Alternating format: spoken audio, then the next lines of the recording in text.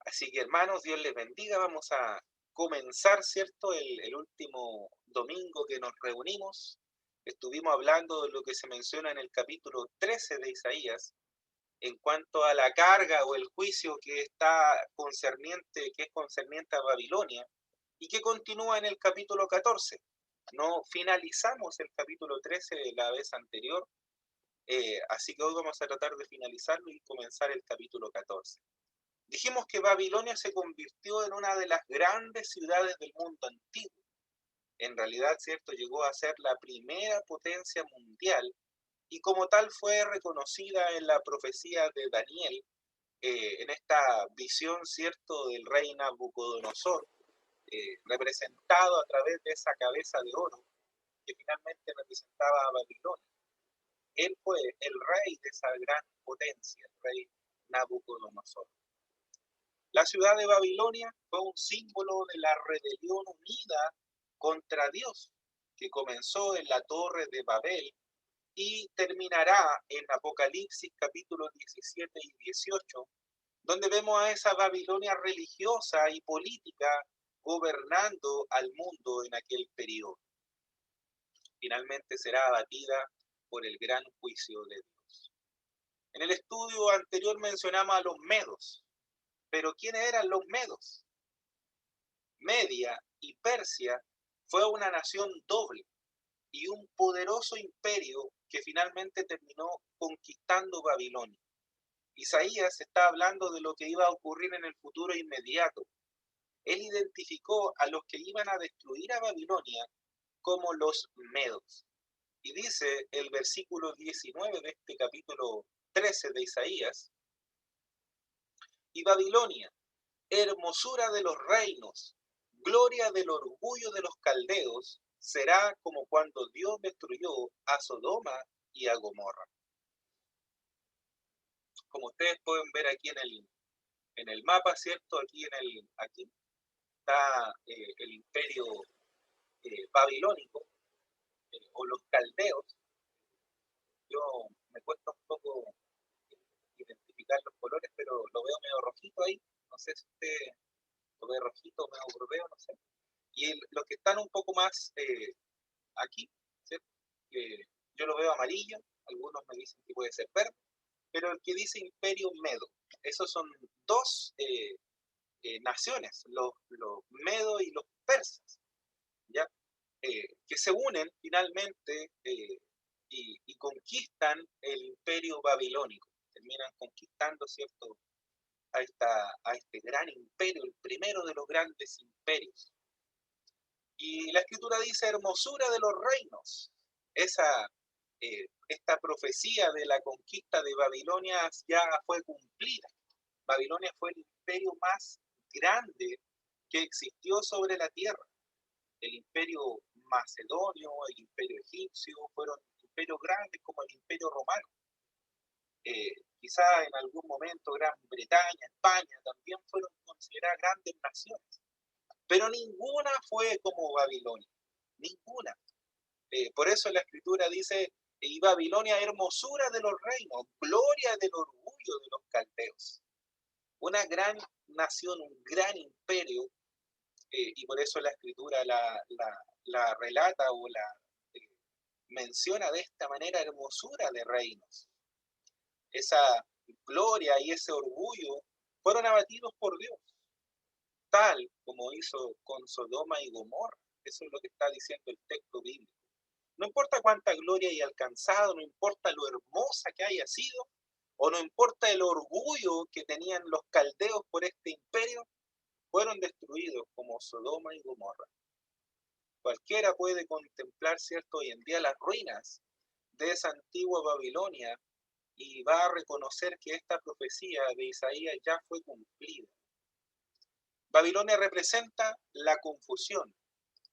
Y la futura Babilonia, es a quien mencionada en Apocalipsis, será otra vez un gran centro comercial, un importante centro religioso, un gran centro político, un centro de poder, un lugar educativo dentro del mundo. Veamos ahora el versículo 20. Nunca más será poblada ni habitada de generación en generación. No pondrá tienda allí el árabe, ni los pastores harán descansar allí sus rebaños. ¿Cómo podrá ser Babilonia destruida y sin embargo volver a aparecer en Apocalipsis en los últimos días? El lugar antiguo donde se encontraba Babilonia está a unos 14 kilómetros del río Éufrates. Este río cruzaba por un canal la antigua ciudad de Babilonia. Lugar antiguo donde estaba en aquel entonces fue totalmente destruido. Y hay solamente ruinas. Y quedan solo eso, ruinas de lo que fue la antigua ciudad, una ciudad gloriosa que incluso en el estudio anterior yo puse una imagen de lo que más o menos podría haber sido esa Babilonia, y realmente era una ciudad gloriosa, pero hoy está totalmente destruida por este mandato, esta profecía del Señor. Algunos arqueólogos eh, que en algún momento excavaron en las ruinas de Babilonia dicen que nunca pudieron lograr que los árabes pudieran dormir en los campamentos que ellos instalaban ahí en las ruinas, porque los árabes cada vez que había que dormir, ellos se iban de Babilonia y hacían carpas fuera del terreno de Babilonia, porque ellos son muy supersticiosos, ¿ya? Basta con pensar, ¿cierto?, en todas estas películas donde aparecen los árabes con sus collares, con sus creencias, con todas sus supersticiones para entender de esta manera. Y ellos decían que era porque eran muy supersticiosos y nunca se quedaban ahí en Babilonia. Pero resulta interesante que Dios dijo a través del profeta Isaías que ningún árabe iba a levantar su tienda en este terreno de donde estaba Babilonia. Y los arqueólogos, ¿cierto?, lo ratifican, afirmando que ellos nunca se quedaban a dormir ahí, sino que salían del terreno debido a su superstición. Ahora vamos al versículo 21 y 22, que dice: sino que allí descansarán los moradores del desierto, y llenas estarán sus casas de búhos, también habitarán allí las avestruces, y allí brincarán las cabras peludas. Aullarán las hienas en sus torres fortificadas, y los chacales en sus lujosos palacios. Está próximo a llegar su tiempo y sus días no se prolongarán. Allí vemos que las fieras del desierto harán sus guaridas, ahí entre las ruinas de esta ciudad. Y dice también que allí saltarán las cabras salvajes. Babilonia era la sede central de la idolatría en el mundo antiguo. Y por eso terminó de esta manera. Por eso terminó siendo totalmente destruida. Por eso terminó siendo totalmente deshabitada y nunca más fue reconstruida esta ciudad. Mencionábamos en el estudio anterior que muchas ciudades han sido construidas nuevamente luego que son, eh, digamos, destruidas, las vuelven a construir. Pero Babilonia nunca la volvieron a restaurar, nunca volvió a hacer nuevamente una ciudad. Dice que la futura Babilonia se convertirá en un gran centro para el mundo. El llamado hombre de pecado, llamado también el anticristo, reinará en esa ciudad. Esa ciudad será destruida tal como fue destruida la antigua Babilonia, pero en el futuro, en el Apocalipsis. La ciudad será un monumento conmemorativo eh, que van a aclamar o van a considerar, ¿cierto?, la exactitud de las promesas y de las profecías que se anunciaron. Un testimonio de la realidad que Dios también juzgará, así como juzgó a esa Babilonia antigua por su idolatría, va a juzgar en el futuro a esa nueva Babilonia que resurgirá. No en la misma ubicación, en otra ubicación, pero será restablecida nuevamente esa Babilonia. Y llegamos al capítulo 14. En el capítulo 14 podemos ver algunas de estas divisiones, ¿cierto?, en las que podemos nosotros separar este capítulo 14 y vamos a continuar, que es en realidad este capítulo 14 una continuación de la carga de Babilonia, que comenzamos, ¿cierto?, a estudiar en el principio del capítulo 13 y continúa ahora en el 14. La carga de Babilonia es en realidad un juicio sobre Babilonia. Determinamos también en el estudio anterior de que carga es juicio. Babilonia era la primera de varias naciones sobre las cuales el juicio de Dios iba a caer. Todas las naciones que iban a ser juzgadas tienen algo que ver con Israel. Todas, no hay ninguna que no esté asociada al pueblo de Israel. Ya fuera la proximidad física o quizás las implicaciones políticas que tenían con Israel. En este capítulo 14 hay grandes cuestiones en juego. Por ejemplo, el origen del mal, el juicio del mal y la eliminación final del mal de esta tierra es el tema de esta sección del libro de Isaías, de este capítulo 14. El capítulo comienza en un tono alegre a causa del juicio final de Babilonia. Se establece el reino y se muestra también la eliminación del temor y el peligro. Ya no queda ningún enemigo de Dios. El juicio se explica aquí y en otras partes del libro de Isaías, donde veremos el plan y propósito de Dios para la tierra.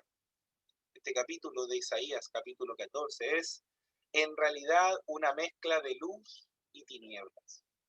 El capítulo cambia el éxtasis del reino al castigo del infierno, de la felicidad de las personas hasta el juicio y condenación en el infierno.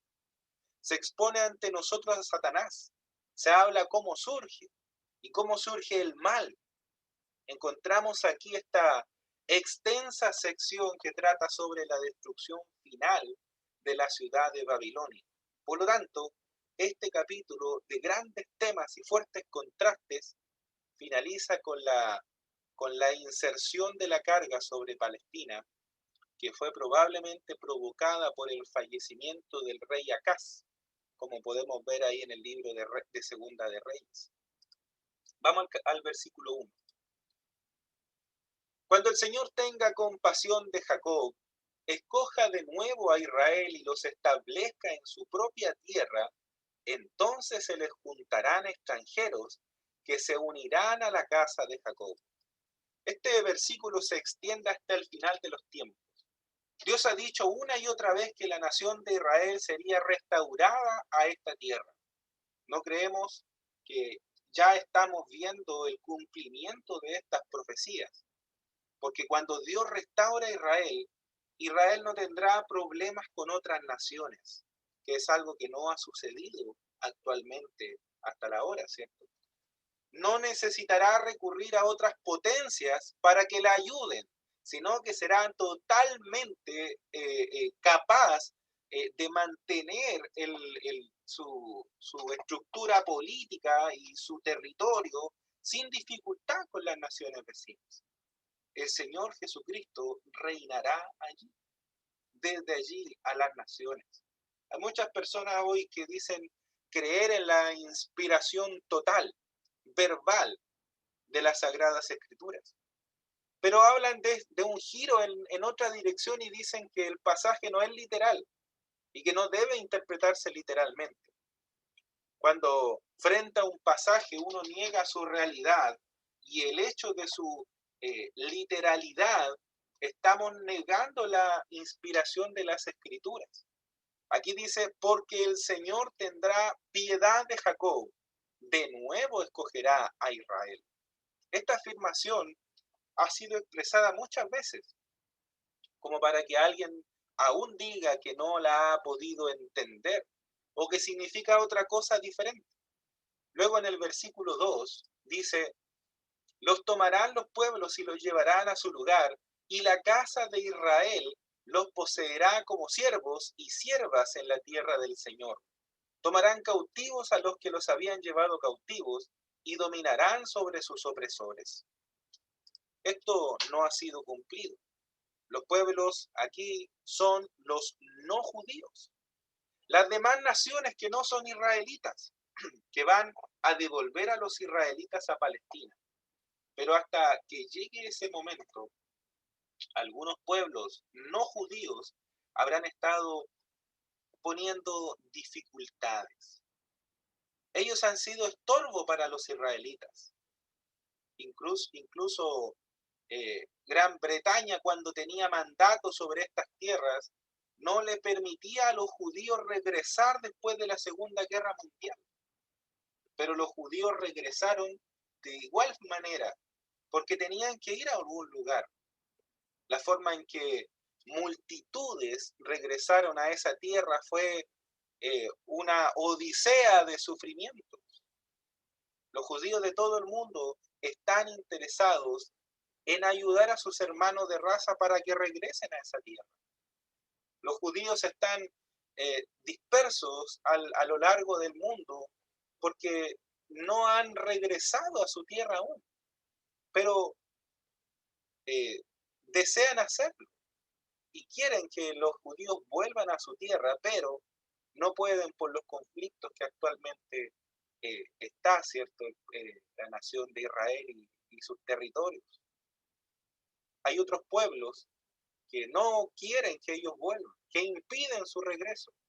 Y por lo tanto, suponemos que ese retorno que se produce en la actualidad de judíos hacia sus tierras no es aún el cumplimiento de esta profecía bíblica. Ahora, en el versículo 3, dice: y el día en que el Señor te dé descanso de tu dolor, de tu desesperación y de la dura servidumbre a la que fuiste sometido, como resultado de la situación conflictiva que acabamos de mencionar, los judíos se encuentran viviendo con temor y con sufrimiento.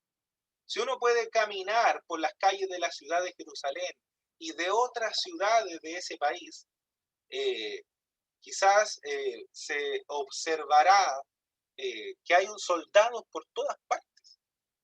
Usted ve en la televisión eh, o en las noticias o en los diarios o en internet imágenes de Israel. Hay soldados por todas partes. ¿Por qué? Porque tienen temor, tienen miedo. La situación entre ellos con los vecinos no se ha solucionado aún. Y aun cuando se ha solucionado, han dado paso hacia adelante, aún así siguen los soldados en las calles porque tienen temor, tienen miedo. Para ellos no hay reposo de sus dolores. El versículo 4 dice: pronunciarás esta burla contra el rey de Babilonia y dirás: ¿cómo se ha acabado el opresor y cómo ha cesado el furor? Creemos que Babilonia aquí representa el gran enemigo en los últimos días, que tendrá su cuartel general en Babilonia. Representa a todos los enemigos de Israel. Babilonia en el pasado ya fue un enemigo obstinado de Israel. En el futuro volverá a ser. Versículo 5 y 6 nos dicen: el Señor ha quebrado el báculo de los impíos, el cetro de los gobernantes que golpeaba con furia a los pueblos con golpes incesantes, que sometía con ira a las naciones en persecución incesante. Estos versículos hablan del juicio final, al final del periodo de la gran tribulación. El juicio debe tener lugar. Esta tierra tiene que ser juzgada. Hay demasiadas injusticias ocurriendo aquí. Alguien tendrá que hacerse cargo de esta situación. Y le damos gracias al Señor que no lo tenemos que hacer nosotros, ni los cristianos ni los judíos. Estamos agradecidos de que nosotros no tengamos que poner nuestra esperanza en que las personas lo hagan. Las personas no tendremos que hacer nada. El Señor se ocupará del juicio. El Señor cobrará a cada nación por lo que hace, a cada persona por, por sus obras. Luego en los versículos 7 y 8 dice, toda la tierra está en reposo, está quieta, prorrumpe en gritos de júbilo. Aún los cipreses y los cedros del Líbano se alegran a causa de ti, diciendo, desde que fuiste derribado, no ha subido talador contra nosotros. Lo que está escrito en este pasaje todavía no ocurre. No porque los árboles lleguen a hablar algún día. No, ¿cierto? Es una eh, figura literaria lo que aparece aquí. Sino que después de la batalla del Armagedón y de la venida de Cristo, vendrá a esta tierra el descanso y la paz.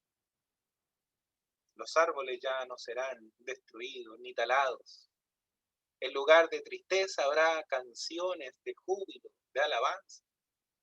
El lloro es una expresión de la noche, como hemos leído ya anteriormente, ¿cierto? Que la noche se ve como algo oscuro, algo malo, algo triste, y el amanecer se ve como la alegría. El lloro será un tiempo de oscuridad, el tiempo que quizás podemos estar viviendo, pero luego vendrá el amanecer, y con el amanecer, ¿cierto? El Señor en su día. Este pasaje describe la alegría del amanecer. Veamos el versículo 9, que comienza a hablarnos sobre el último soberano del mundo que es arrojado al tormento. El Seol, desde abajo se estremece por ti al recibirte en tu venida. Por ti despierta a los espíritus de los muertos, a todos los jefes de la tierra, levanta de sus tronos a todos los reyes de las naciones.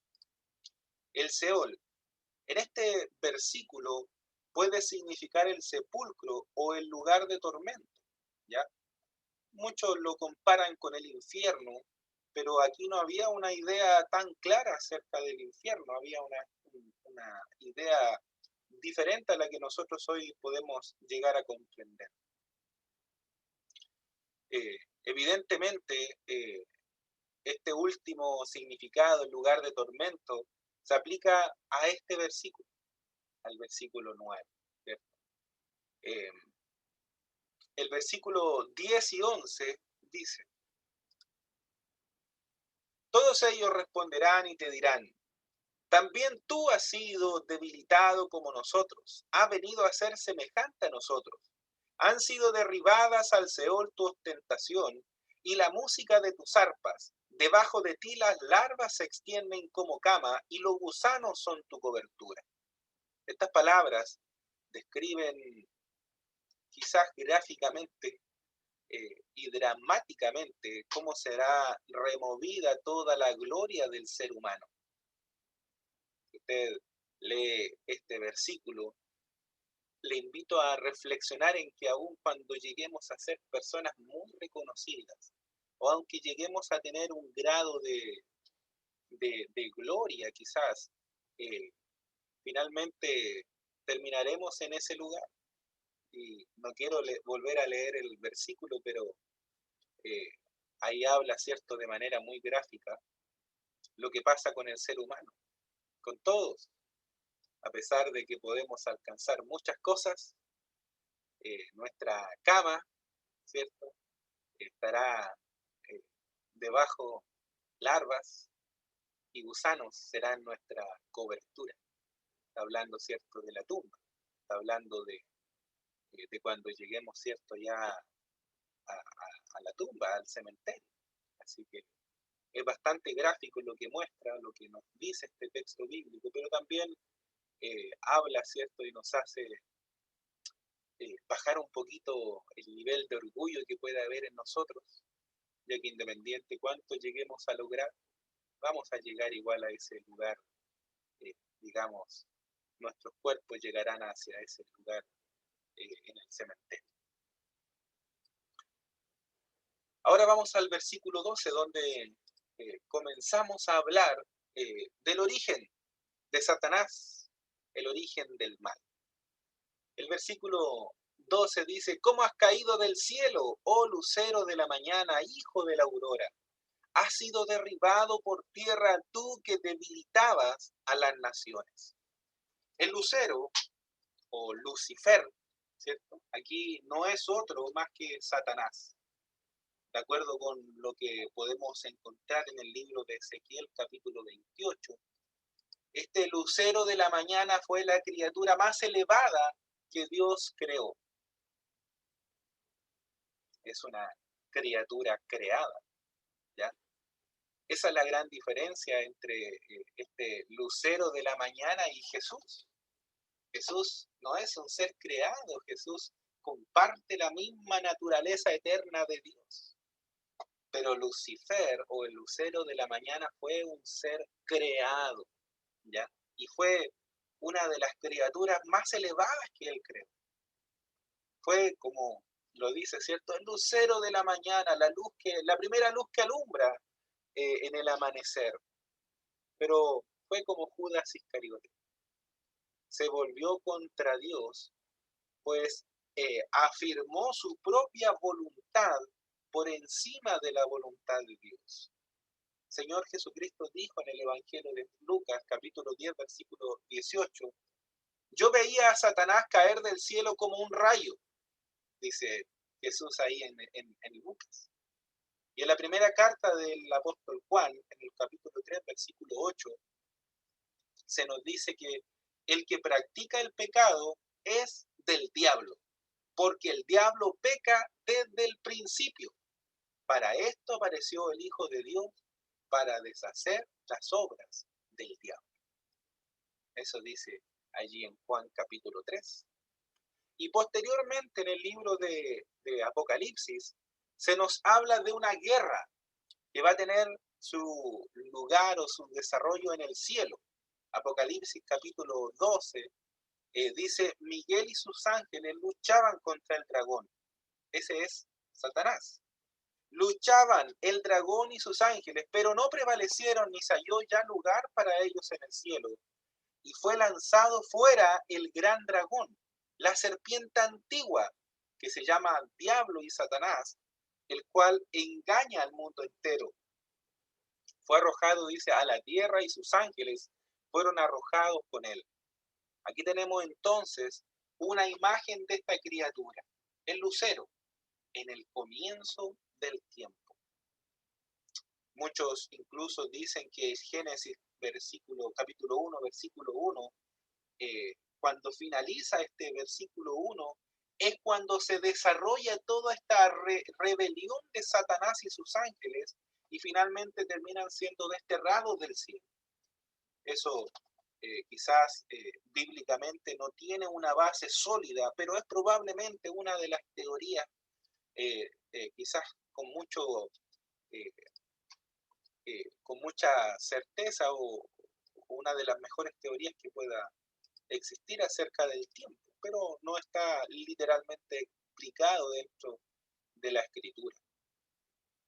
¿Cuál fue el pecado de Lucifer? ¿Cuál fue el pecado de esta criatura creada superior a cualquier otra de las criaturas creadas? ¿Cuál fue el problema? ¿Qué es pecado en un análisis final? ¿Qué termina siendo realmente el pecado? No estamos hablando filosóficamente, sino que hablamos en términos teológicos. ¿Qué es pecado? Bueno, leamos los versículos 13 y 14 de este capítulo 14 de Isaías.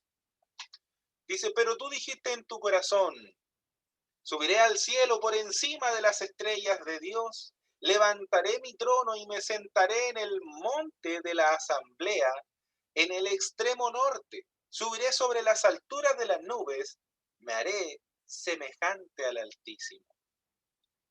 Satanás estaba colocando su voluntad por encima de la voluntad de Dios.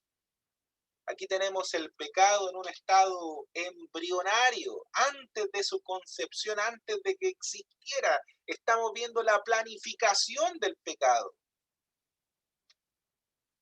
Aquí tenemos eh, la evolución del mal. No existe ninguna evolución del hombre, pero sí existe la evolución del pecado. Comenzó por medio de una criatura creada por Dios, que afirmó o quiso poner su voluntad en contra de la voluntad de Dios. Como un ser libre, moral, esta criatura debía permitírsele actuar libremente. Es absurdo hablar de una criatura que tenga una voluntad moral libre, que pueda hacer cualquier cosa que desee, pero que esté restringida en sus movimientos en una cierta área. Lucifer tenía una voluntad libre. Ese es el pecado original del hombre. Dice Isaías 53:6, todos nosotros nos descarriamos como ovejas, cada cual se apartó por su camino, mas el Señor cargó en él el pecado de todos nosotros. El asesinato es pecado, pero no solamente porque Dios dijo que lo era, pero es contrario a la voluntad y al carácter de Dios. Por eso es pecado. Cualquier cosa que sea contraria al carácter y a la voluntad de Dios es pecado, indiferentemente lo que sea. Si va en contra del carácter o la voluntad de Dios, es pecado y punto. Entonces, usted puede imaginarse al ser humano insignificante, pero orgulloso aquí en la tierra. El ser humano ante Dios es un ser insignificante. Si lo comparamos con Dios, es insignificante el ser humano. Si lo comparamos con las otras seres creados, claro, somos la corona de la creación. Pero si nos comparamos con Dios, somos insignificantes. Pero ese ser insignificante, que pese a ser insignificante frente a Dios, es un ser orgulloso. Y por su orgullo y su arrogancia, le dice a Dios, yo no voy a hacer lo que tú quieras que haga. Voy a hacer las cosas como yo quiero, a mi manera. No quiero que nadie esté sobre mí y me diga lo que tengo que hacer. Y eso es exactamente lo que el hombre le está diciendo a Dios cada día de su existencia. El ser humano le dice eso a Dios todos los días. Queremos libertad para hacer las cosas a nuestra propia manera, o como decimos, a nuestra propia pinta. Queremos gobernarnos a nosotros mismos. Queremos tener la libertad de hacer lo que queremos y luchamos por hacer lo que queremos. Estimado hermano, usted puede desear hacer las cosas a su pinta, pero nunca lo va a hacer a su manera, porque la voluntad de Dios finalmente siempre prevalecerá. Lo único que usted puede hacer a su manera es ir directamente a la condenación. Y eso muchas veces es la voluntad de Dios. Permitir que el hombre se siga hundiendo porque es el destino que ese hombre va a tener por la eternidad. Por lo tanto, la oración de todos los que pertenecemos a Dios debiera ser la misma oración que aparece en Mateo capítulo 6. Hágase tu voluntad como en el cielo, así también en la tierra. Señor, yo deseo todo esto, te pido la oración por todo esto, pero Señor, hágase tu voluntad. Esa debiera ser siempre nuestra oración. Cualquier cosa que sea contraria a la voluntad de Dios es pecado, sea lo que sea.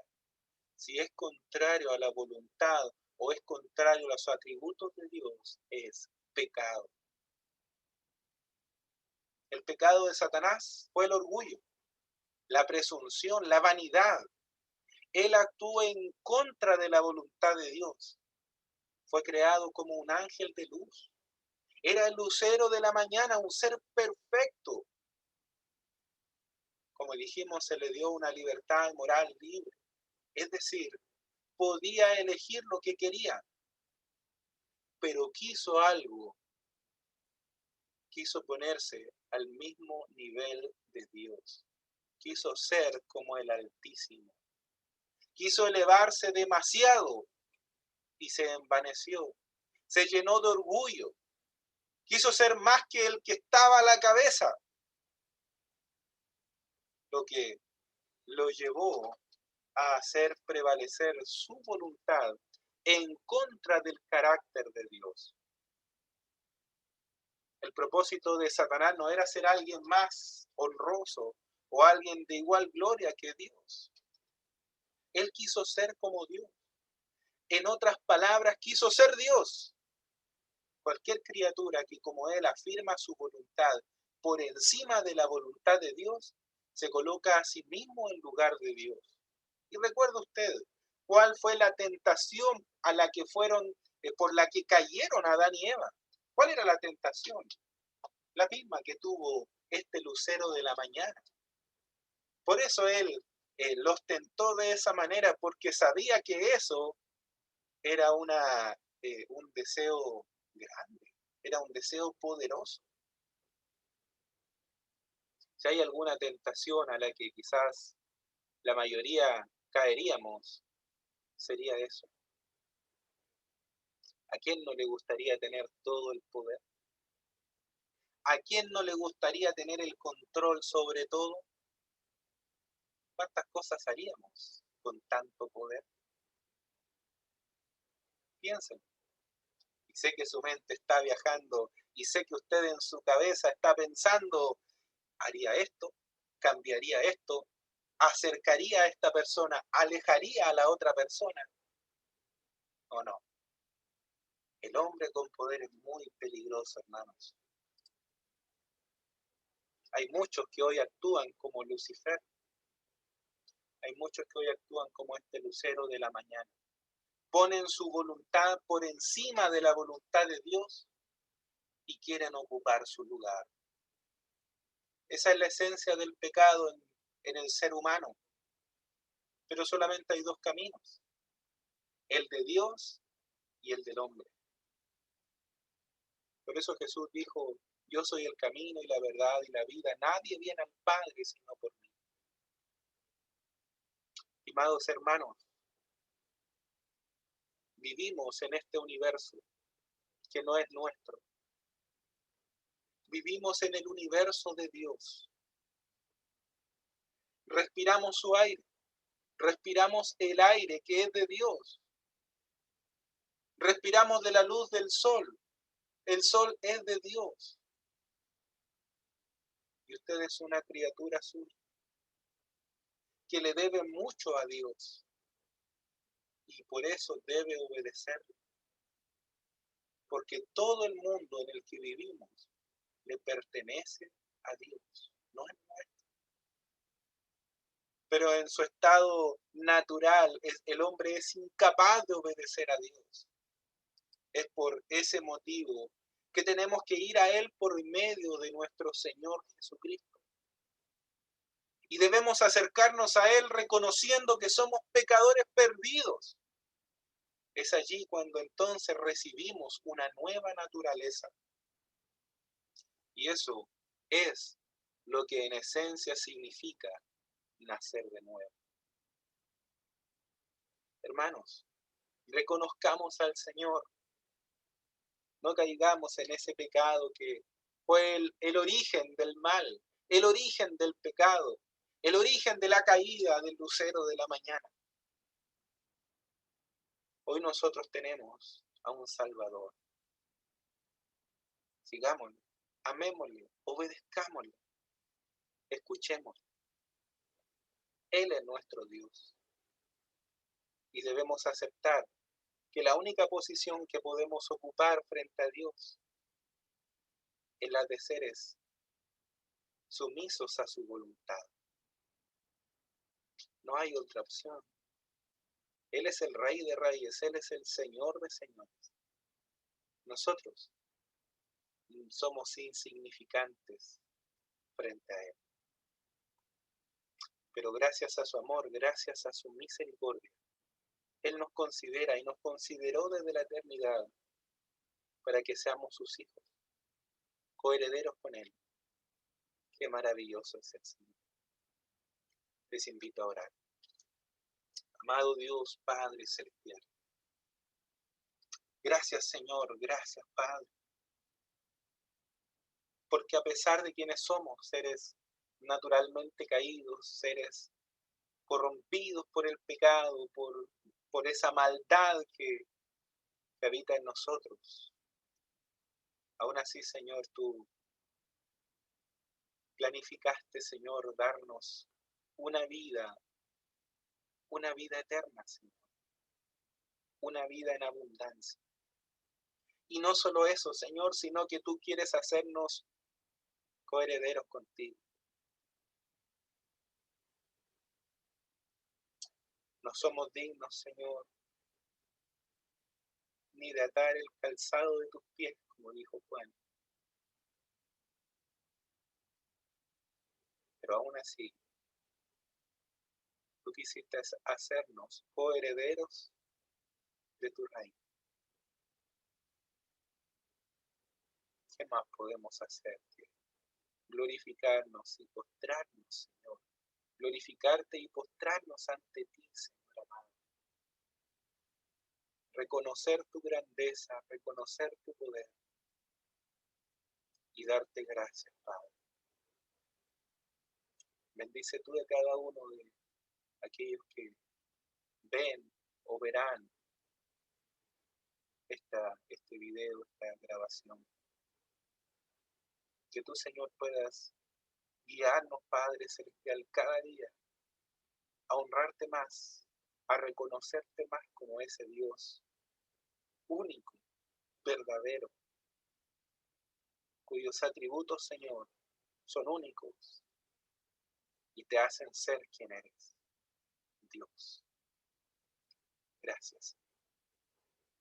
Acompáñanos y guía nuestras vidas, Señor, y manténnos siempre, Padre Celestial, con un orgullo bajo. No permitas que el orgullo llene nuestras vidas. No permitas que en algún momento seamos arrogantes. Que perdamos de vista, Señor, el valor de aquello, Señor, que tú eres y de aquello, Señor, que tú nos has hecho. Porque todo proviene de ti y nada de nosotros. Ayúdanos, Señor. En tu nombre, Jesús, pido que bendigas a cada uno de nosotros. Te lo ruego en el nombre precioso de Cristo Jesús. Amén.